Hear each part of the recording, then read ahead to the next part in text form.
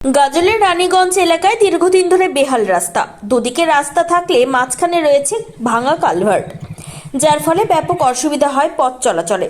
মালদার গাজলের রানীগঞ্জ 1 নম্বর গ্রাম পঞ্চায়েতের পালপাড়া থেকে আরাজি জলসা মাঝখানের রাস্তার কালভার্ট ভেঙে থাকার ফলে প্রতিদিন পথ চলাচলের সমস্যা হয় কয়েক হাজার মানুষের। জেলার পুরাতন মালদার গাজল, হবিবপুর ও বামনগোলার মাঝখানে সংযোগকারী এই রাস্তা দিয়ে যাতায়াতের সমস্যার ফলে প্রায় 20 কিলোমিটার ঘুরে অন্য রাস্তা দিয়ে মানুষকে আসতে হয়। বারবার বিভিন্ন মহলেও জানিয়েও কোনো লাভ হয়নি। চরম সমস্যায় কয়েক হাজার গ্রামবাসী। এবার সরাসরি প্রশাসনের দ্বারস্থ হলেন তারা। মালদার মহকুমা শাসকের কাছে রাস্তা সংস্কার ও কালভার্ট নির্মাণের দাবিতে লিখিতভাবে আবেদন করেছেন গাজল পঞ্চায়েত সমিতির বিরোধী দলনেত্রী গাঙ্গুলি সরকার। এলাকার তৃণমূল নেতারাও দাবি করেছেন যাতে এই কালভার্ট এবং রাস্তা সংস্কার করা হয়।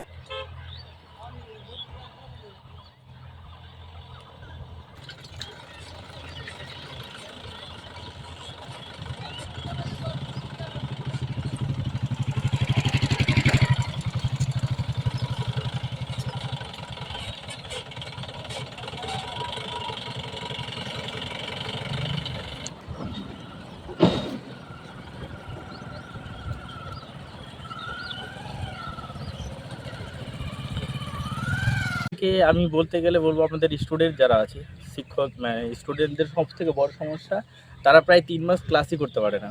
কারণ আমাদের রানীগঞ্জ এলাকায় হচ্ছে হাই স্কুল রয়েছে, ওই জালসা থেকে তারা আসে আমাদের রানীগঞ্জ স্কুলে। কিন্তু যখন বর্ষা হয় বা বন্যা হয় তখন তাদের প্রচণ্ড অসুবিধা, পারাপারের অসুবিধা। আর এমনি সময় তো ভাঙা ব্রিজ আছে, ছোট ছোট বাচ্চারা স্টুডেন্টরা স্কুলে আসে, তাদের প্রচণ্ড প্রবলেম হয়। যার জন্য এই রাস্তাটা হওয়া অত্যন্ত জরুরি। যেখানে একটা ব্রিজ করা প্রয়োজন আছে, বাট ওনারা সেই ব্রিজটা করেননি। ওনারা জাস্ট নর্মালি এইভাবেই করে চলে গেছেন, আর তারপরে থেকে মানুষের হ্যারাসমেন্ট শুরু হয়েছে। আপনার নাম? আমার নাম রঞ্জন পাল। অসুবিধা বন্যাতে ডুবে যায়, তার সাথে স্রোতে ভেঙে যায়, রাস্তাগুলো একেবারে অচল হয়ে যায়, চলাচল করার কোনো থাকে না, সুযোগ সুবিধা নেই। কোন কোন মানুষ এখান দিয়ে যাতায়াত করে?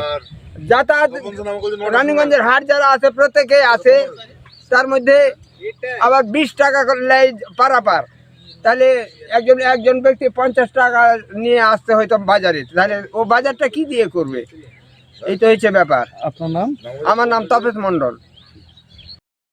হ্যাঁ, এটা ঠিকই বলেছেন। কারণ হচ্ছে আমাদের এই যে রাস্তাটা এখানে রয়েছে, এটা রানীগঞ্জ 1 থেকে একদম আলামপুর থেকে শুরু হয়েছে রাস্তাটা, ঠিক আছে। এর মধ্যে যেমন পান্ডু অঞ্চল পড়ে, রানীগঞ্জ 1 এবং রানীগঞ্জ 2 হয়ে রাস্তাটা একদম অল্প গিয়ে মিশেছে। এটা মানে এই রাস্তাটা যদি হয়ে যায়, মানে দৈনন্দিন থেকে শুরু করে বিভিন্ন যে এখানকার যে সমস্ত কৃষকরা রয়েছে, ঠিক আছে, তারা তো বেশিরভাগ উপকৃত হবেই। ওই দিক দিয়ে যদি দেখা যায় যে আমাদের এখানকার যে প্রান্তিক যে চাষিরা রয়েছে এবং ব্যবসা বাণিজ্য যারা করছে, এই রাস্তার এই বেহাল পরিস্থিতি, খারাপের অবস্থার জন্য মানে দৈনন্দিন জীবনে চলাফেরা করা থেকে শুরু করে ছাত্রছাত্রী থেকে শুরু করে প্রত্যেকেরই অসুবিধা। আপনার নাম? আমার নাম রঞ্জন কুমার সাকার, আমি আছি রানীগঞ্জ 1 তৃণমূল কংগ্রেসের চেয়ারম্যান। বিধানসভা 2021 সেই সময় থেকেই আমি কমপ্লেন করছি।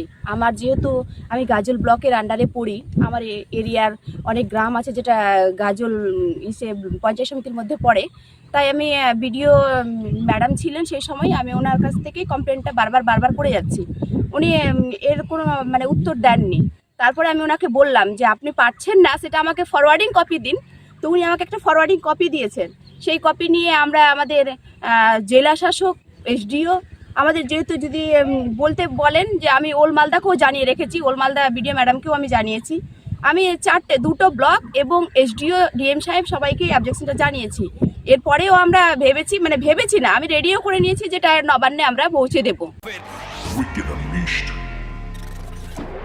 That's wicked. All the cuts and the curves. So wicked. Take what you deserve. It's wicked. EBS Raider. Unleash your wicked.